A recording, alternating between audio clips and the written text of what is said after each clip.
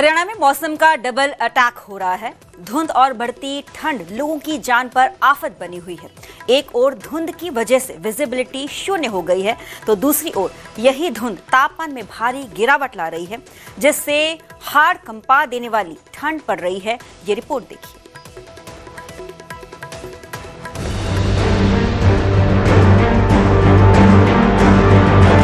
हरियाणा में धुंध और ठंड के डबल अटैक ने जिंदगी की गाड़ी को थाम दिया है। पहाड़ों से मैदानी क्षेत्रों की ओर चल रही उत्तर पश्चिमी शीत हवाओं ने हरियाणा में हाड़ कंपा देने वाली ठंड ला दी है। वहीं बढ़ती धुंध ने तो हालत इतनी पतली कर दी है कि रास्ता ही दिखाई नहीं पड़ रहा। अब तो नौबत ये आन पड़ी है कि सड़कों पर गाड़ियों के पहिए थमने लगे हैं और ठिठुरन भरी ठंड में सिर्फ अलाव और गर्म कपड़े ही सहारा बचे हैं। ठंड तो कोहरा ज़्यादा पड़ रहा है और आज तो पूरा धुंध भी है और यहाँ से आगे तो ठंड पड़ेगी। जनवरी के महीना में और ज़्यादा हो जाएगी। ठंड बन ठीक ठाक पड़ रहेगी। ठंड का बचने का सहारा यही जी, कोई हीटर पे बैठा हुआ है, कोई आँच पे बैठा हुआ है, अपना यही कोई अपने रजाई में ही, कोई अंदर बैठा हुआ है। और अपने जो धंधे गिरा आदमी अपने बच्चे के लिए जाते आते हैं, वो अपना कैसे कैसे कर रहे हैं बेचारे। अपने गरीब भी लोग हैं, अमीर हैं। हरियाणा के कई जिलों में तापमान 10 डिग्री से भी नीचे पहुंच चुका है। रात और दिन का तापमान का अंतर घटने से लोगों को जबरदस्त ठंड महसूस हो रही है। उधर मौसम विभाग ने भी आने वाले दिनों में तापमान और ज्यादा लुढ़कने की संभावना जताई है। साथ ही हरियाणा के कई शहरों में कोहरे का येलो अलर्ट भी जारी किया गया है।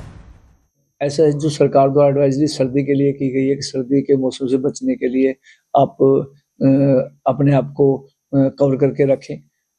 जैसे ही कुछ जुकाम सर्दी आते कुछ लगता है आपको खांसी आती है तो डॉक्टर की सलाह लें, डॉक्टर से बात करें। कभी पीएससी सीएससी पे किसी एमबीबी डॉक्टर से बात करके तभी दवाई लें। हरियाणा में धुंध और कोहरे के चलते इस समय तापमान की जो स्थिति बनी हुई है वो कुछ ऐसी है कि अंबाला, करनाल, हिसार, रोहतक, सिरसा और फरीदाबाद में न्यूनतम तापमान 10 डिग्री से कम हो गया है, जबकि गुरुग्राम, कैथल, जींद, महेंद्रगढ़ और नूह में न्यूनतम तापमान 5 से 6 डिग्री के बीच चल रहा है। तापमान में ये गिरावट और धुंध के कहर ने अब लोगों को बीमार करना भी शुरू कर दिया है। अस्पतालों में मरीजों की संख्या बढ़ने लगी है। खांसी जुकाम के साथ साथ अस्थमा के मरीज भी लगातार अस्पताल पहुंच रहे हैं। ऐसे में डॉक्टर भी लोगों को सावधान रहने की सलाह दे रहे हैं। आजकल जैसे बढ़ती सर्दी के कारण जो अस्थमा के पेशेंट है, सीओपीडी के पेशेंट हैं, वो ज़्यादा तादाद में हमारे पास आ रहे हैं। तो बच्चों में भी देखा गया है कि वो खांसी जुकाम के साथ बार बार रिकरेंट हो रही है। जैसे वो एक हफ्ते के लिए आए और फिर 15 दिन बाद फिर वो रिपीट आ रहे हैं।